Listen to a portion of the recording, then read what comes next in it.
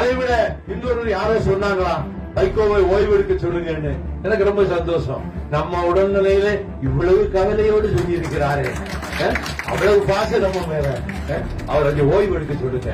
ஓய்வு இல்லாம அவர் உழைச்சிக்கிட்டு இருக்கிறாரு, அவர் கொஞ்சம் ஓய்வு எடுத்தா நீ நீடாக இருக்கலாம் அப்படின்னு நல்லெண்ணத்துலதான். அண்ணாமலையா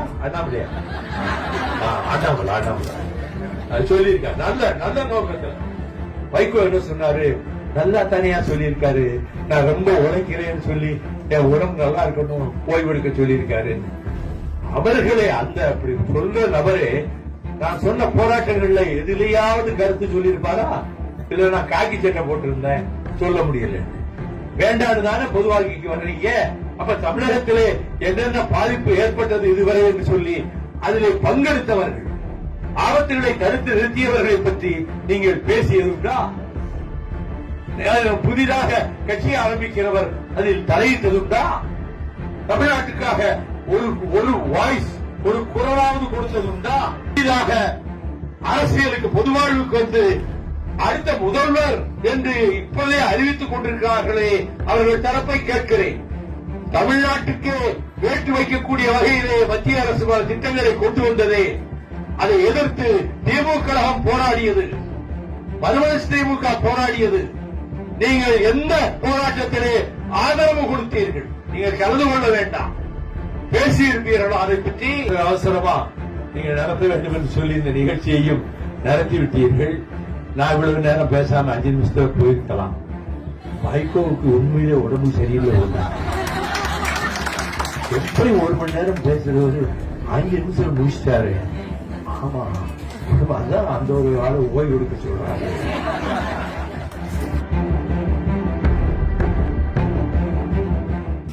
மகளிர் நாளாக அத்தனை கண்டங்களிலும் உள்ள நாடுகளில் தாய்க்குளம் அதை உறுதி எடுத்துக் கொள்கின்ற நாளாக, இன்னும் பூட்டப்பட்டிருக்கின்ற விலங்குகளை அகற்றி சுதந்திர பறவைகளாக அவர்கள் மதிக்கப்பட வேண்டும் என்ற உணர்வோடு நடைபெற்றுக் கொண்டிருக்கக்கூடிய அதே வேளையில் மறுமலர்ச்சி திராவிட முன்னேற்ற கழகத்தினுடைய மகளிர் நாள் விழா வெகு சிறப்பாக இன்று நடைபெற்று நிறைவடையும் தருணத்திலே இருக்கிறது. இந்த நிகழ்ச்சிக்கு தலைமை தாங்குகிற மகளிரணி செயலாளர் தங்கை மல்லிகா தயாளன் அவர்களே, மறுமலர்ச்சி திராவிட முன்னேற்ற கழகத்தினுடைய துணை பொதுச் செயலாளர், காவிரி ஆற்றங்கரையில் நம் இயக்கத்தை பாதுகாக்கின்ற அரணாக திகழும் டாக்டர் ரொஹையா அவர்களே, மறுமலர்ச்சி திராவிட முன்னேற்ற கழகத்தின் துணை பொதுச் செயலாளர் ஆர்.வீர் இளவல் மல்லை சத்யா அவர்களே, கொள்கை விளக்க செயலாளர் ஆர்.வீர் சகோதரர் வந்தியத்தேவன் அவர்களே, இங்கே உரையாற்றிய அன்பு சகோதரிகள் ராணி செல்வின், பட்டுக்கோட்டை முன்னாள் தலைவர் நகர்மன்ற தலைவர் தங்கை ஜெயபாரதி விஸ்வநாதன், நாமக்கல் சகோதரி பத்மா பழனிசாமி, கரூர் பாப்பாத்தி குமரேசன், செங்கல்பட்டு ஜானகி அம்மாள், புதுவை எலிசபெத் மற்றும்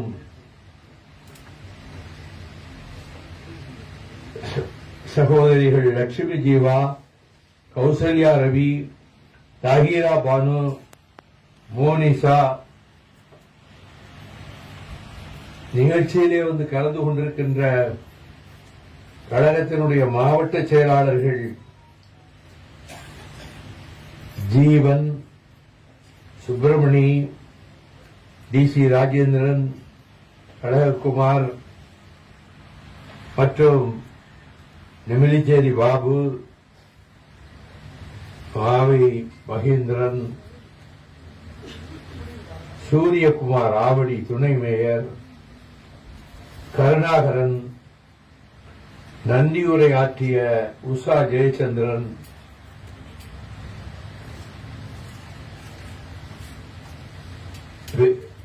பெரியார் பெண்ணுரிமை போராடி என்று பேசிய ஆசிரியை திவ்ய பாரதி,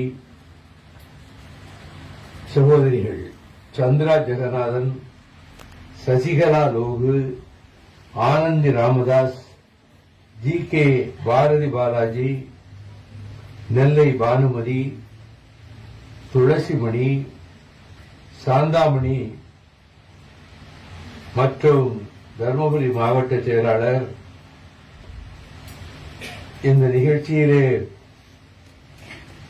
சிறப்பாக நம்முடைய இயக்கம் பட்டொளி வீசி பறக்கிறது என்று சொல்லக்கூடிய விதத்தில் எந்த நிகழ்ச்சியாக இருந்தாலும் இந்த சாலையிலே நம்முடைய கழக வண்ண மணிக்கொடிகள் பட்டொளி வீசி பறக்க ஏற்பாடு செய்கிற உயிர் தம்பி தென்றல் நிசார் உள்ளிட்ட கழகத்தின் கண்மணிகளே, அன்பு தாய்மார்களே, பாசமிக்க சகோதரிகளே, வணக்கம். இந்த மார்ச் 8ஆம் தேதி உலக மகளிர் நாள் என்று வருவதற்கு ஒரு வரலாறு இருக்கிறது. 1866 அமெரிக்காவிலேதான் முதலாக மகளிர் தங்களுடைய தொழிற்சாலைகளிலே 8 மணி நேர வேலை, 8 மணி நேர ஓய்வு என்று அவர்கள் அந்த கோரிக்கைகளை முன்வைத்து பெரிய போராட்டம் நடத்தினார்கள் நியூயார்க்கிலே. அதன் பிறகு சிகாகோ நகரத்திலே அவர்கள் போராட்டம் நடத்தினார்கள். அதிலே உயிர் தியாகம் செய்தவர்கள் உண்டு.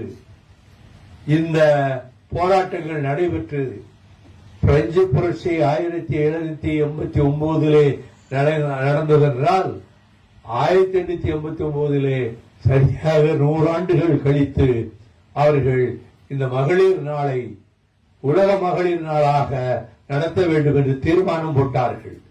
கிளாரா ஜெட்கின் என்கின்ற அந்த சகோதரி தான் எல்லோரையும், அனைத்து கட்டங்களிலே இருக்கக்கூடிய மகளிர் அமைப்புகளையும் தொடர்பு கொண்டு பாரிஸ் நகரத்திலே அந்த கூட்டத்தை நடத்தி அதிலே 8 மணி நேரம் வேலை என்கிற உத்தரவாதத்தோடு ஆண்டுதோறும் மார்ச் 8ஆம் தேதியை அவர்கள் கொண்டாடுவது மகளிர் நாளாக கொண்டாடுவது என்று தீர்மானம் செய்தார்கள்.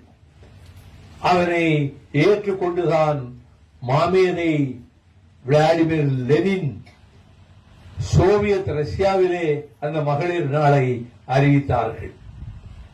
இப்படி மகளிர் தங்கள் உரிமைகளுக்காக போராட வேண்டும் என்ற உணர்வு உபகண்டத்தில், இந்திய உபகண்டத்தில், நம்முடைய தமிழ்நாட்டில் தாயகத்தில் செங்கல்பட்டிலே மாநாடு நடத்த போது தந்தை பெரியார் அவர்கள், அறிவாசான் பெரியார் அவர்கள் அங்கேதான் மகளிருக்கு சொத்துரிமையிலே பங்கு வேண்டும், சம வாய்ப்பு மகனுக்கு இருப்பதை போல மகளுக்கும் இருக்க வேண்டும் என்ற தீர்மானத்தை இந்தியாவில் எந்த மாநிலத்திலும் அந்த கட்டத்திலே நிறைவேற்றவில்லை. நம்முடைய தமிழ்நாட்டிலேதான் தந்தை பெரியார் அவர்கள் அதை நிறைவேற்றினார்கள். அந்த உணர்வோடு தமிழகத்திலே இருக்கக்கூடிய மகளிர் போராட்டங்களிலே கலந்து கொள்வது என்று சொன்னால், அங்கே ஈரோட்டில் மது ஒழிப்பு போராட்டத்தில் அங்கே கண்ணம்மா நாகம்மா என்று தந்தை பெரியாரின் துணைவியாரும் சகோதரியும் போராட்டத்திலே கலந்து கொண்டு சிறைக்கு சென்றார்கள். அது அந்த குடும்பமே அப்படி தியாகம் செய்த குடும்பம். பெரும் வசதி படைத்தவர் ஈரோட்டு பெரியார். அவர் சிக்கனமாக இருப்பார். ஒரு காலனாவை கூட வீணாக்க மாட்டார். ஆனால் அவ்வளவு சொத்துக்களையும், பிதிரார்ஜித சொத்துக்கள் என்று சொல்லப்படுகிற முன்னோர்கள் கொடுத்த சொத்துக்களையும், தான் வசூல் செய்த நிதியையும் அனைத்தையும் அறக்கட்டளை ஆக்கி கட்சிக்கே திராவிடர் கழகத்துக்கே தந்த வள்ளல்தான் தந்தை பெரியார் அவர்கள். அவர் செய்த அவருடைய பகுத்தறிவு பிரச்சாரத்தின் மூலமாகத்தான் விழிப்புணர்வு ஏற்பட்டது. பாஞ்சாலத்திலே மாவீரன் பகத்சிங் தூக்கிலிடப்பட்டானே மற்ற இருவரோடு, அந்த பகத்சிங் அவர் இறுதியிலே ஆற்றிய உரையையும் நான் ஏன் நாட்டிகனானேன் என்று அவர் எழுதிய புத்தகத்தையும் தந்தை பெரியார் அவர்களினுடைய சகோதரர் ஈவே கிருஷ்ணசாமி அவர்கள்தான் அவர்கள் சுயமரியாதை பிரச்சார இயக்கத்தின் சார்பில் அவற்றை நூல்களாக வெளியிட்டார்கள். பகத்சிங் நான் ஏன் நாத்திகனானேன் என்ற புத்தகம் வேறு எந்த மொழியிலும் அப்பொழுது மொழிபெயர்க்கப்படவில்லை. தமிழிலே போட்டு அதை ஆங்கிலப்படுத்தினார்கள். ஆக அப்படி ஒரு வரலாறு தந்தை பெரியார் அவர்களுக்கு உண்டு. அவர் மகளிர் உரிமைக்காகவே மிக முக்கியத்துவம் கொடுத்து சமூக நீதிக்கு எப்படி குரல் கொடுத்தாரோ, தீண்டாமைக்கும் இந்த ஜாதி வித்தியாசம் பார்க்கக்கூடிய மனப்பான்மைக்கும் வேற்றுமைக்கின்ற மதத்திலே அவருடைய பிரச்சாரம் அமைந்தது. ஆக மகளிர் உரிமையை பற்றி பேசுவதென்றால் தந்தை பெரியார் தான் அதற்கெல்லாம் முன்னோடியாக திகழ்ந்தார் என்பதும், மறைமலை அடிகளினுடைய மகள் நீலாம்பிகை அம்மையாருடைய தலைமையில் ஒற்றைவாடியிலே ஒரு மாநாடு, மகளிர் மாநாடு நடத்தப்பட்டு அதிலே நம்முடைய ஐயா அவர்களுக்கு ஈவேரா என்று அழைக்கப்பட்ட அந்த மாமனிதருக்கு பெரியார் என்ற பெயரை சூட்டியது அந்த மகளிர் மாநாட்டில் தான். ஆக பெரியார் என்ற பெயரே நீங்கள் கொடுத்ததுதான். அப்படி அவர் மீது மகளிர் உரிமை நாள் என்று சொல்லுகிற போது மூட நம்பிக்கைகளை சாடினார். சாதி வேற்றுமையை ஒழிக்க பாடுபட்டார். தரித்திரர் என்று சொல்லப்படுகிற வாழ்வின் விளிம்பு நிலையிலே தள்ளப்பட்ட அந்த மக்களை எல்லாம் உயர் தளத்திலே கொண்டு வந்து அமர வைக்க வேண்டும் என்று அவர் பாடுபட்டார்.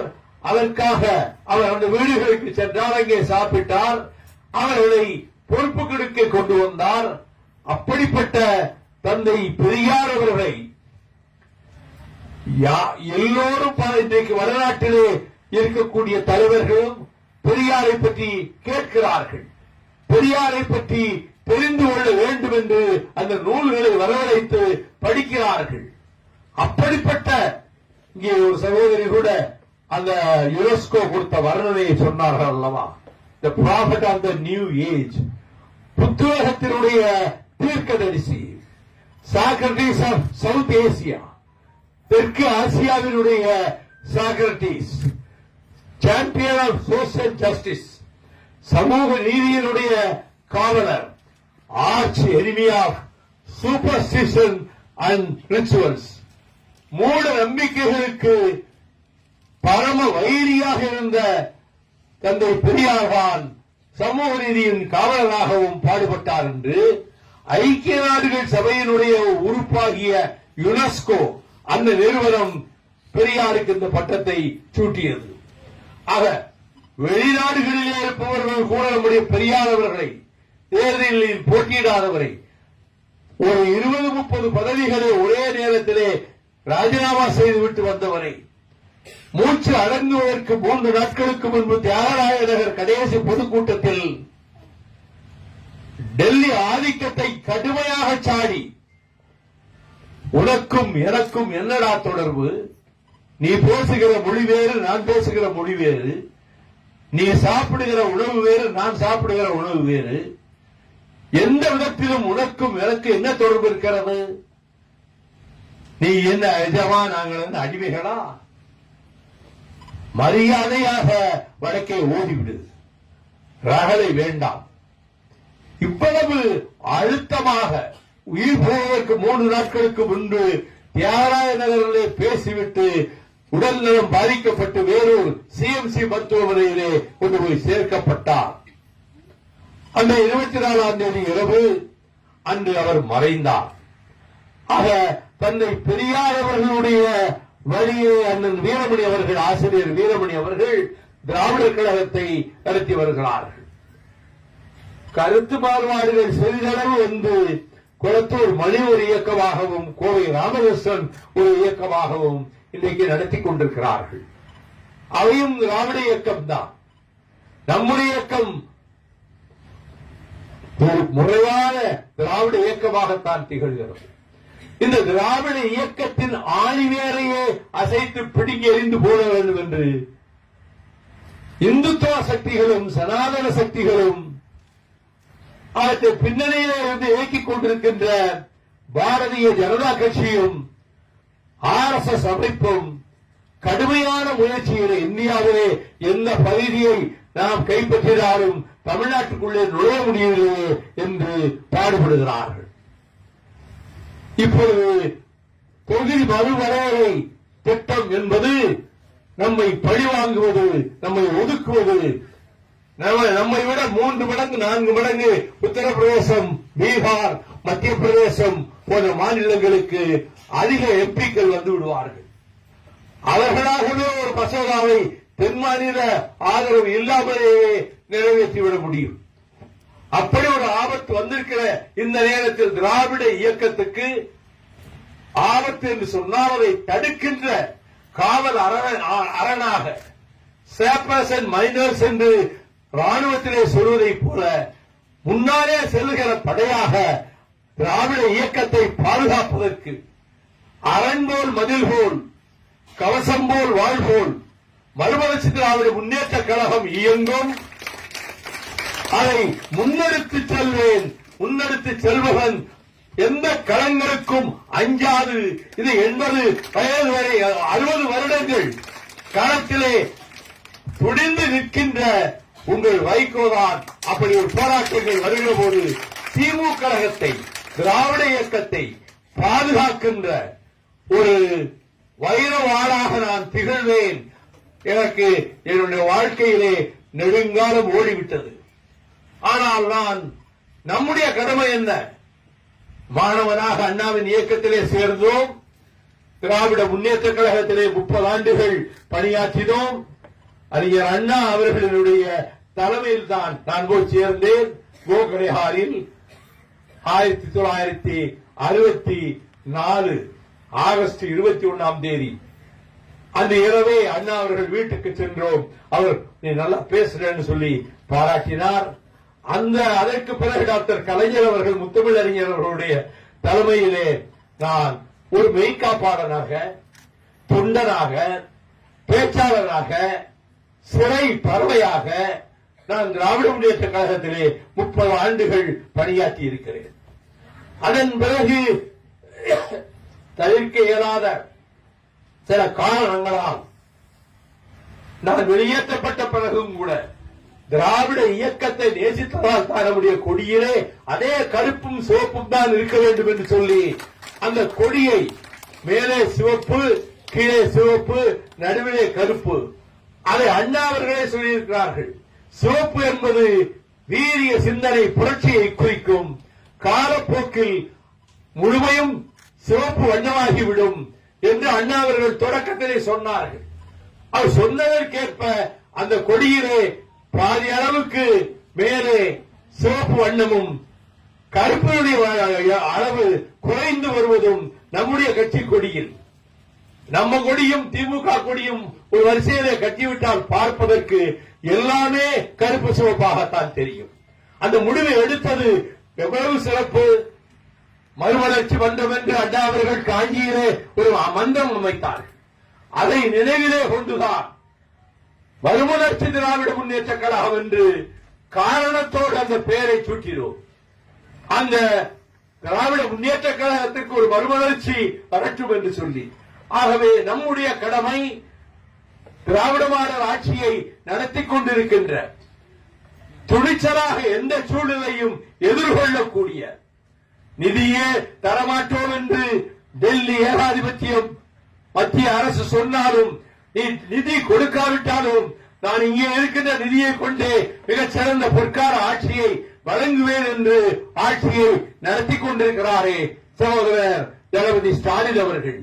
அதே போல டாக்டர் கலைஞரிடத்தில் நான் கடைசியாக போய் சந்திக்கிற போது அவர் பேச முடியவில்லை. ஆனால் பேச்சை கேட்க முடிந்தது அவரால். அவரிடத்திலே உங்களுக்கு எப்படி நான் பக்கபலமாக இருந்தேனோ அதை போல தம்பி ஸ்டாலின் அவர்களுக்கும் நான் பக்கபலமாக இருப்பேன் என்று அவரிடத்திலே சொல்லி அவர் என் கையை பற்றிக் கொண்டார். அவருடைய கண்கள் கலங்கின. ஆகவே வாழ்க்கையிலே எந்த இடத்திலே இருந்து புறப்பட்டோமோ அதே இடத்துக்கு தான் நாம் திரும்பி வந்து சேர்ந்திருக்கிறோம் என்று சொல்லக்கூடிய வகையில் திராவிட முன்னேற்ற கழகத்தை பாதுகாக்க நாயரும் நடேசனாரும் தியாகராயரும் அடித்தளம் அமைத்து அதற்கு பேரில் அடித்தள கற்களை அடுக்கிய தன்னை பெரியாரும் பேரறிஞர் அண்ணாவும் முத்தமிழறிஞர் டாக்டர் கலைஞரும் தியாகத்தாலே அந்த இயக்கத்தை பாதுகாத்த வீராதி வீரர்கள் மயிலாடி மாரியப்பன், ஆலந்தூர் சின்னான், தூத்துக்குடி கேவிகே சாமி, உடையார்பாளையம் வேலாயுதம், கோவை கோவிந்தசாமி, விராலிமலை சண்முகம், சிவலிங்கம் சின்னசாமி, அரங்கநாதன், ஆசிரியர் வீரப்பன், கீரனூர் முத்து, சத்தியமங்கலம் முத்து, மாயவரம் சாரங்கபாணி, வீரவேடு தண்டபாணி, இவர்களெல்லாம் உயிர்களை கொடுத்தார்கள். இன்னும் 70 பேர்கள் இருக்கின்றன. இவர்களெல்லாம் திராவிட முன்னேற்ற கழகத்துக்காக ரத்தம் சிந்தியவர்கள், உயிர் கொடுத்தவர்கள். ஒரு கட்சியை தொடங்குவதென்றால் திடீரென்று வந்து நான் ஒரு கட்சியை தொடங்குகிறேன் என்று யாருக்கு உரிமை இருக்கிறது? ஆனால் தியாகத்தால் உழைப்பால் தான் ஒரு கட்சியை வளர்க்க முடியும். மக்கள் மன்றத்திலே கொண்டு போய் நிறுத்த முடியும். நீங்கள் செய்த தியாகம் என்ன? உங்களுடைய உழைப்பு என்ன? தமிழ்நாட்டிலே ஆயிரக்கணக்கான பிரச்சனைகள் வந்தனவே. அத்தனை பிரச்சனைகளிலும் திராவிட முன்னேற்ற கழகமும் மறுமலர்ச்சி திராவிட முன்னேற்ற கழகமும் குரல் கொடுத்தன, களம் சென்றன. அந்த களங்களின் போராட்டங்களிலே பங்கெடுத்துக் கொண்டோம். இந்த ஹைட்ரோ கார்பன் இந்த பிரச்சனையை பற்றி புதிதாக அரசியலுக்கு பொதுவாழ்வுக்கு வந்து அடுத்த முதல்வர் என்று இப்போதே அறிவித்துக் கொண்டிருக்கிறார்களே, அவர்கள் தரப்பை கேட்கிறேன். தமிழ்நாட்டுக்கு வேட்டு வைக்கக்கூடிய வகையிலே மத்திய அரசு திட்டங்களை கொண்டு வந்ததே, அதை எதிர்த்து திமுக கழகம் போராடியது, மறுமலர்ச்சி திமுக போராடியது.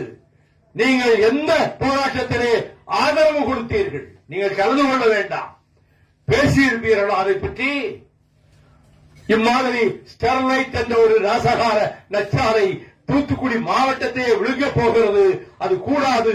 குரல் கொடுத்தது உண்டா? 3 பேர் இறந்து போனார்களே தூத்துக்குடியிலே, போய் பார்க்க சென்றது உண்டா? முல்லை பெரியாறு அணையை உடைத்து அவர்கள் இடுக்கிக்கு கொண்டு போய்விட வேண்டும் என்று கேரளம் வஞ்சகம் செய்கிற போது அந்த முல்லை பெரியாறு போராட்டத்திலே 7 தடவை உண்ணாவிரதம், 2 தடவை நடைபயணம் என்று நானே நடத்தியிருக்கிறேன். இளவல் மலை சத்யா அவர்கள் ஒவ்வொரு நடைபயணத்துக்கும் அச்சாரியாக திகழ்ந்தார். அந்த பிரச்சனையை பற்றி எதற்காக நீங்கள் பேசியதுண்டா? புரட்சி தலைவர் மக்கள் திலகம் எம்ஜிஆர் வந்தார் என்றால் 1000 மன்றங்கள், எம்ஜிஆர் மன்றங்கள் திமுக கழகத்தினுடைய கிளைகளாகவே செயல்பட்டன. புயல் வீசியது, வெள்ளம் வந்தது, மக்கள் ஒரு பக்கத்திலே டாக்டர் கலைஞர் நிதி திரட்ட போனார், வெள்ள நிவாரண நிதி. ஒரு பக்கத்திலே எம்ஜிஆர் போனார், அந்த வெள்ள நிவாரணத்துக்கு நிதி கொண்டு வந்து சேர்த்தார். சட்டமன்ற உறுப்பினர்களாக போட்டியிடுகிற வேட்பாளர்களுக்கு முடிந்த மட்டுக்கும் அவரும் உதவி செய்தார்.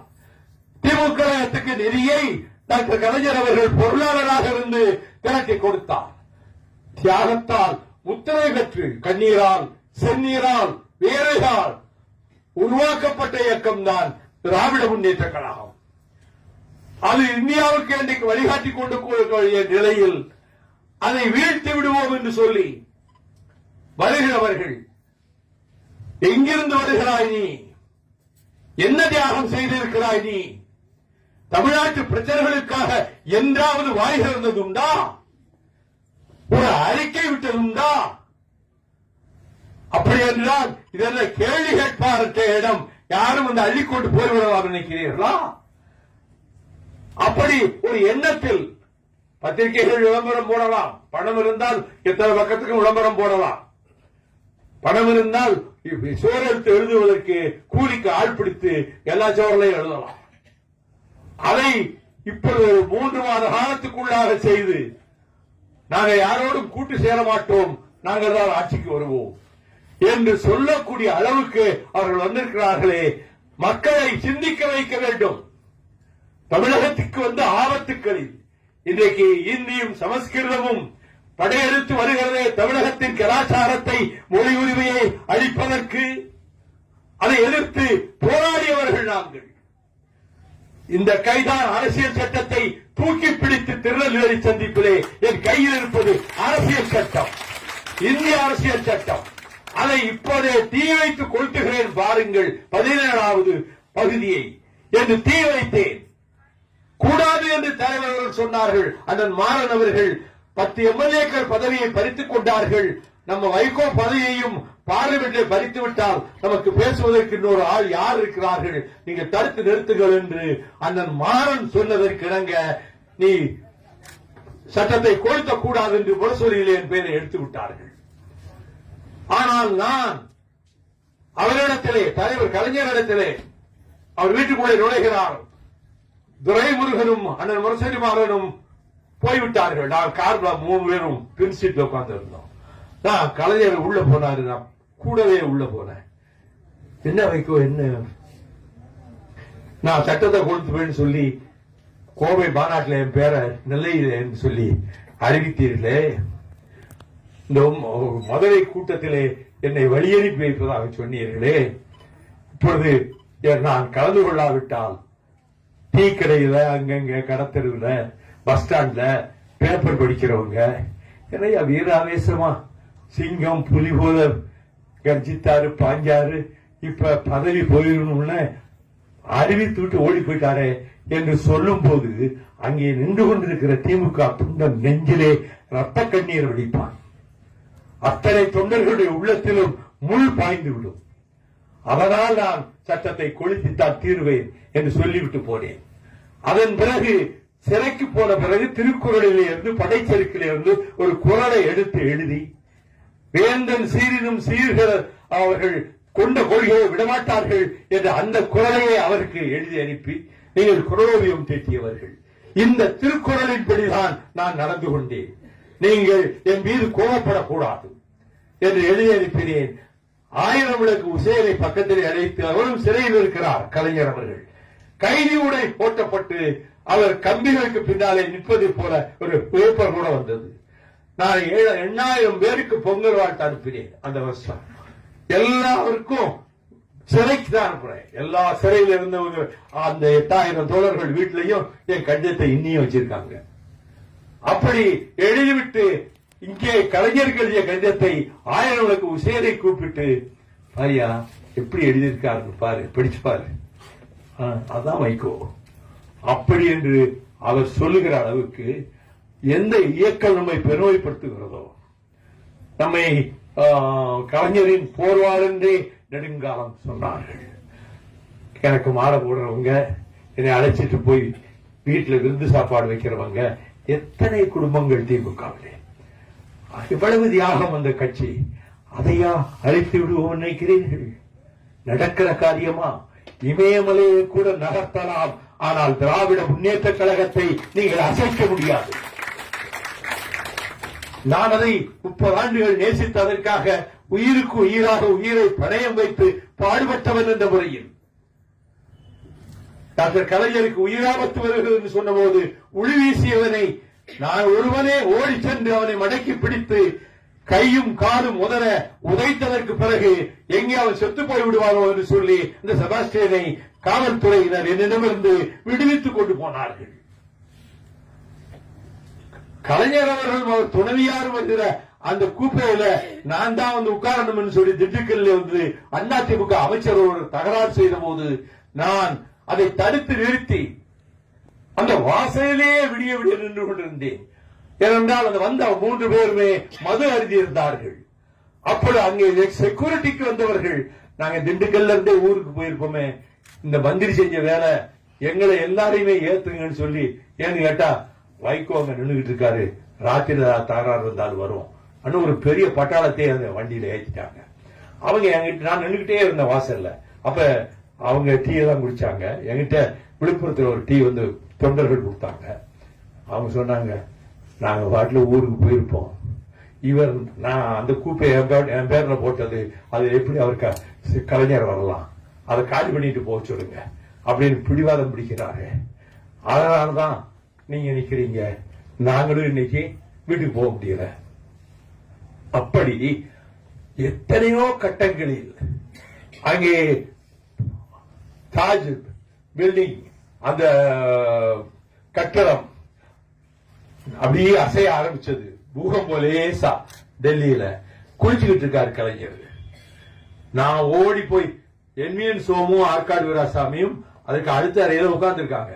நான் பாத்ரூம் கிட்ட ஓடி போய் பாத்ரூம் கதவை தட்டி, அண்ணா பூகம்பம் வந்துருச்சு, பூமி அதிர்ச்சி ஆடு, வெளியே வாங்க, உடனே வெளியே வாங்க சொல்லி வெளியே வந்து வராம அவர் அப்படியே கட்டி பிடிச்சு கூட்டி வந்து அவரு அவசர அவசரமா சட்டையை மாத்திட்டு கொஞ்சம் நேரம் போனா பாத்ரூம் கதவையே உடைச்சிட்டு என்னை தூக்கிட்டு வந்திருப்பாரு கூட இருக்க அவர் சொன்னார் மத்தவங்க கிட்ட. அதன் பிறகு அங்க இறங்கி மாதவன் வீட்டுல போய் நாங்க இருந்தோம். அது மாதிரி சம்பவங்கள் ஒன்றா இரண்டா, என் உயிருக்கு ஆபத்து வந்த சம்பவங்கள் எத்தனை எத்தனை. அங்கே போராடி கொண்டிருந்த காலத்தில், திமுகத்திலே பணியாற்றி கொண்டிருந்த காலத்தில். ஆகவே இன்றைக்கு எப்பொழுதும் பெரியார் காலத்தில் இல்லாத ஆபத்து, அண்ணா காலத்தில் இல்லாத ஆபத்து, கலைஞர் காலத்திலே இல்லாத ஆபத்து இப்ப வந்திருக்கு. ஒன்று சேர்ந்து அந்த டெல்லியில இருக்கக்கூடிய அசுர சக்தியான அந்த பாரதிய ஜனதா கட்சியும் இந்துத்துவ சக்திகளும் தமிழ்நாட்டை குறிவைத்து தாக்க வேண்டும் என்று நினைக்கிறார்கள். நீங்கள் எந்த வடிவத்திலே வந்தாலும் சரி, ஆனால் நாட்டுக்கு என்ன செய்தோம் என்று யோசித்து பார்த்து பேச வேண்டும் பேசுகிற தலைவர். அதைவிட இன்னொரு யாரோ சொன்னாங்களா, வைகோவை ஓய்வெடுக்க சொல்லுங்கன்னு. எனக்கு ரொம்ப சந்தோஷம். நம்ம உடல்நிலையில இவ்வளவு கவலையோடு சொல்லி இருக்கிறாரு, அவ்வளவு பாசம் நம்ம மேல. அவர் கொஞ்சம் ஓய்வு எடுக்க சொல்லுங்க, ஓய்வு இல்லாம இப்படி உழைச்சிக்கிட்டு இருக்கிறாரு, அவர் கொஞ்சம் ஓய்வு எடுத்தா இனி நீண்டகால இருக்கலாம் அப்படின்னு நல்லெண்ணத்துலதான் அண்ணாமலை சொல்லியிருக்காரு. நல்ல நல்ல நோக்கத்துல வைகோ ஓய்வு இல்லாம ரொம்ப இத்தனை வருஷம் அலைஞ்சிட்டாரு, நீ கொஞ்சம் ஓய்வு எடுத்தா உடம்புக்கு நல்லது, இனி அதிக வருஷம் இருக்கலாம் அப்படிங்கிற எண்ணத்துல தான் சொல்லியிருக்காரு. வேற ஒன்றும் தப்பா சொல்றது. ஆனால் திராவிட முன்னேற்ற கழகத்தை அழிப்போம் ஒழிப்போம் என்று எந்த மனிதர் எவர் சொன்னாலும் சரி, அது நடக்காது நடக்காது, நடக்க விட மாட்டோம் ஒரு காலம். இன்னும் வலிவு பெறுகிற கட்சியாகத்தான் அதை நாங்கள் பக்கத்திலே இருந்து அதற்கு அரணாக இருந்து பாடுபடுவோம் என்பதை இந்த மகளிர் நாள் விழாவிலே இந்த தினத்திலே நான் ஒரு சபதமாக ஏற்றுக்கொண்டு சொல்லுகிறேன். ஐநா மன்றம் அமைக்கப்பட்ட பிறகு, அதனுடைய பிரியாம்பிள் எழுதப்பட்ட பிறகு, அங்கே அந்த வரிகளில் மென் என்றுதான் இருந்தது, மனிதர்களுக்கென்று. அப்பொழுது அமெரிக்க ஜனாதிபதியாக இருந்த ரூஸ்வெல்ட்டுடைய மனைவி அந்த குழுவிலே ஒரு உறுப்பினராக இருந்தார். அவர்தான் இங்க மென்னு போட்டிருக்கு, அப்ப ஆண்களுக்கு மட்டும்தானா, ஹியூமன் பீயிங்ஸ் போடுங்க என்று சொல்லி அந்த இதை திருத்தினதே எலினா அம்மையார் தான், எலினா ரூஸ்வெல்ட். அவர் ஒரு மகளிர். அதை போல நீங்கள் நைட்டிங்கேல் அம்மையார் போர்க்களங்களுக்கு சென்று காயப்பட்டவர்களுக்கு உதவி செய்தது. விண்ணிலே பறந்து கல்பனா தேவி விண்ணின் உச்சிக்கே சென்று திரும்ப முடியாமல் போனது. நீங்கள் எல்லா விதத்திலும் போர்ப்படையிலே ஜான்சி ராணி அங்கே இருந்து முதல் 3 பார்க்காஞ்சலில் தாண்டியாதோபே தானாபதி இவர்களுடைய துணையோடு ஜெயித்து கடைசியில் தோற்கடிக்கப்பட்டு அந்த களத்திலேயே மாண்டு போனார் ஜான்சி ராணி.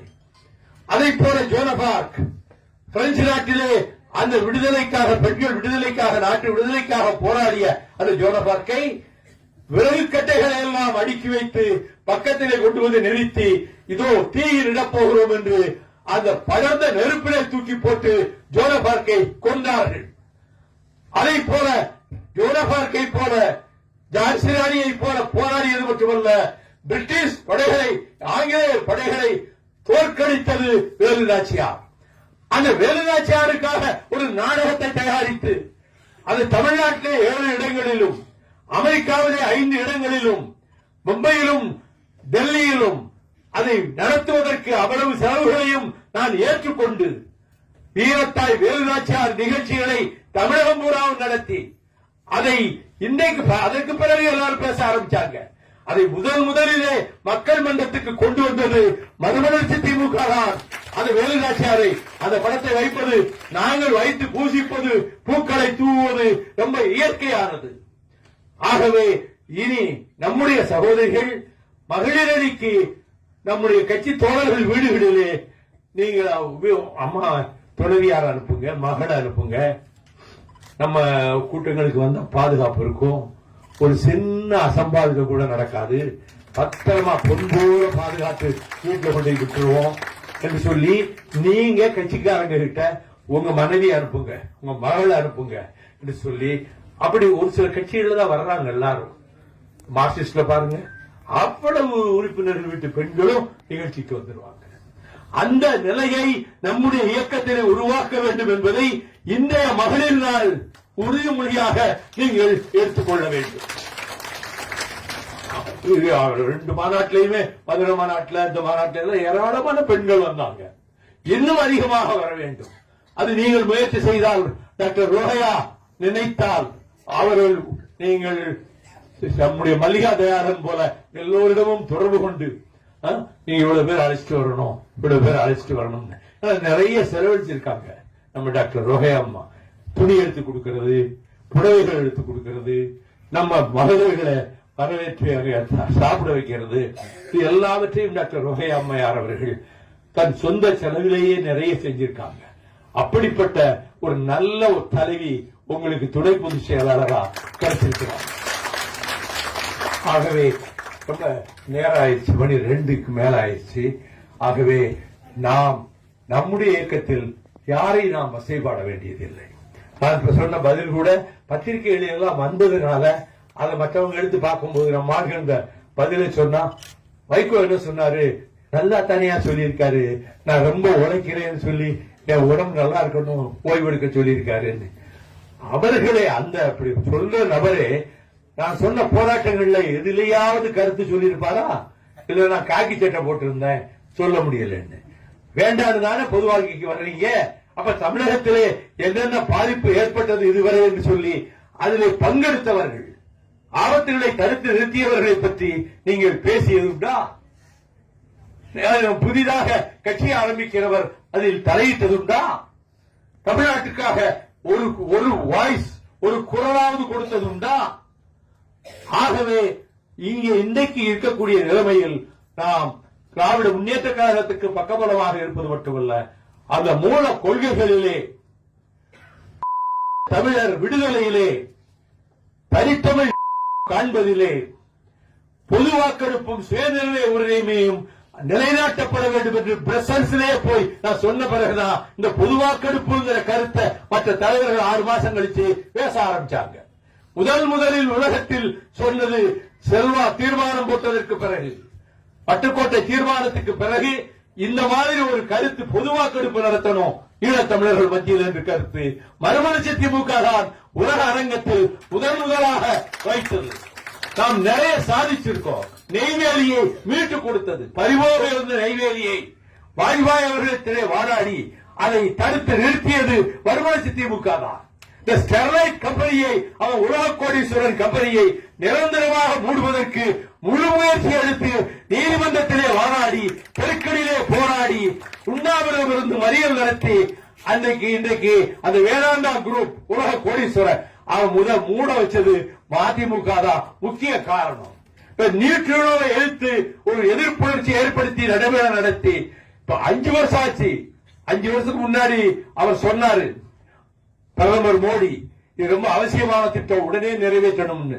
நீட்டுணர்வை அது தேனி மாவட்டத்தை அழிச்சிரும், இடுக்கி அணையும் உடைச்சிரும், நம்முடைய அணையும் உடைஞ்சு போகும் இந்த திட்டத்தை கொண்டு வந்தா. ஆகவே தமிழகத்துக்கு வருகிற ஆபத்துக்களை தடுத்து நிறுத்த நம்மால் இயன்ற அளவுக்கு நமக்கு செய்திகளிலே, ஏடுகளிலே, ஊடகங்களிலே நம் செய்தி அவ்வளவாக வருவதில்லை. அதை பற்றி கவலைப்படாதீர்கள். வருகிற நேரத்தில் வரும். நாம் இத்தனை செய்திருக்கிறோம். அதை மக்களிடம் கொண்டு போய் சேர்க்க வேண்டும்.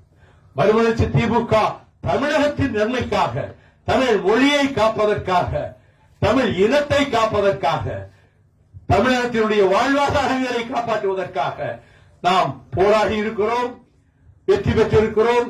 இன்னும் அதே அர்ப்பணிப்பு உணர்வோடு நம்மை நாமே இந்த களங்களுக்கு ஒப்படைத்துக் கொள்வோம் என்பதையும் இங்கே சொல்லி, நீங்க எல்லாம் காலையில 9:30 வந்து 11 மணி வரைக்கும் காத்திருந்து அதன் பிறகு அவசரமா நீங்கள் நடத்த வேண்டும் என்று சொல்லி இந்த நிகழ்ச்சியையும் நடத்திவிட்டீர்கள். நான் இவ்வளவு நேரம் பேசாம 5 நிமிஷத்துல போயிருக்கலாம். வைகோவுக்கு உண்மையிலே உடம்பு சரியில்லை. எப்படி 1 மணி நேரம் பேசுறவரு 5 நிமிஷம் முடிச்சிட்டாரு. ஆமா, அதான் அந்த ஒரு ஆளு ஓய்வு கொடுக்க சொல்றாரு. நீங்க நினைச்சிட கூடாதுதான் கஷ்டப்பட்டு நீங்க செஞ்சிருக்கீங்களே, அதனால நான் இவ்வளவு நேரம் எடுத்துக்கிட்டேன். நீங்க வீட்டுல நல்லா இருக்கணும்.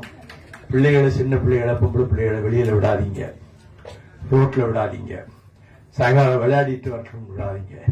3 வயது சிறுமிக்கும் பிஞ்சுக்கும் ஆபத்து இருக்கு. மிருகங்கள் காட்டிலே இருந்து நாட்டுக்குள்ளே வந்து விட்டன. மனிதர்கள் என்ற போர்வையிலே அவர்கள் இந்த பஞ்சு பெண் குழந்தைகளை நாசமாக்கி கொள்கிறார்கள் என்பதை படிக்கிற போதே நெஞ்சம் கதறுகிறது. ஆகவே நீங்க முதல்ல வீட்டை பாதுகாத்துக்கணும். பிள்ளைகள் இருந்தா பத்திரமா இருக்கா, கூட துணைக்கு ஆள் இருக்கான்னு பார்க்கணும். நான் சாயங்காலம் அப்படி விளையாடிட்டு வரேன்னு சொல்லி போனா விடக்கூடாது. சின்ன குழந்தையா இருந்தாலும் விடக்கூடாது. அவ்வளவு ஆபத்து இன்றைக்கு இருக்கிறது. இது இந்த ஆட்சி உடனுக்குடன் நடவடிக்கை எடுக்கிறது. உடனுக்குடன் காவல்துறை அந்த இடத்துக்கு சென்று நடவடிக்கை எடுக்கிறது. அதெல்லாம் ஆனால் மிருகங்களுடைய எண்ணிக்கை அதிகமாகிவிட்டது. அதை எதிர்த்து அதை தடுப்பதற்கு முழு முயற்சியை திராவிட முன்னேற்ற கழக அரசு மேற்கொண்டிருக்கிறது. அப்படி நீங்கள் திராவிட முன்னேற்ற கழகத்துக்கு பக்கபலமாகும். உங்கள் வீடுகளிலே கணவன் மனைவி சண்டையே வரக்கூடாதுங்க. நான் முந்தியெல்லாம் அந்த பேப்பர்ல படிச்சதே இல்லை. இப்ப தெருவு பாருங்க, மனைவி கணவனை கொன்றாள். இது அதிகமா இருக்கு. கணவன் மனைவியை கொன்றான். இது வராத பேப்பர் உண்டா? ஒரு நாளாவது இந்த செய்தி வராதது. ஆக பெண்களை தெய்வமாக போற்றிய இந்த நாட்டில், பெண்களை தாய்மார்களை உன்னதத்திலே வைத்து போற்றிய தமிழ்நாட்டில் அது நடப்பது. ஆகவே அந்த விதத்தில் நீங்கள் விழிப்புணர்வை அங்காங்கு நீங்க ஏற்படுத்தலாம்.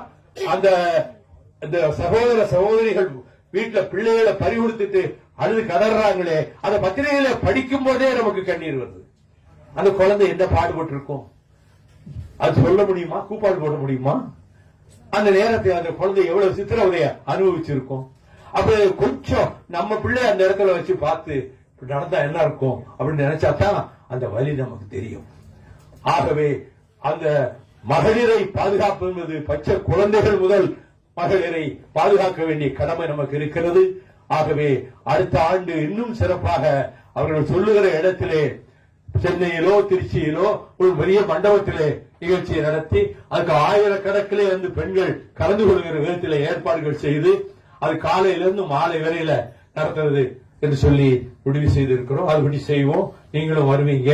இப்ப எல்லாருக்கும் சாப்பாடு, அதுவும் பாருங்க, சிக்கனம் பார்க்காம பிரியாணி சுத்திக்காங்க. அது தண்டல் நிசார் அதுக்கு பக்கபலமா இருக்கிறாரு. ஆனா ரோஹியா சொன்னாங்க, நாங்க நல்ல சாப்பாடெல்லாம் ஏற்பாடு பண்ணி. ஆகவே எல்லாரும் கண்டிப்பா சாப்பிட்டுதான் போகணும். நீங்க எப்போ உட்காந்தீங்கன்னா நாங்க ஆம்பளைங்க யாருங்க வர்றதுக்கு இடம் கிடையாது. முதல்ல போய் எல்லா பந்தியில உட்கார்ந்துருங்க.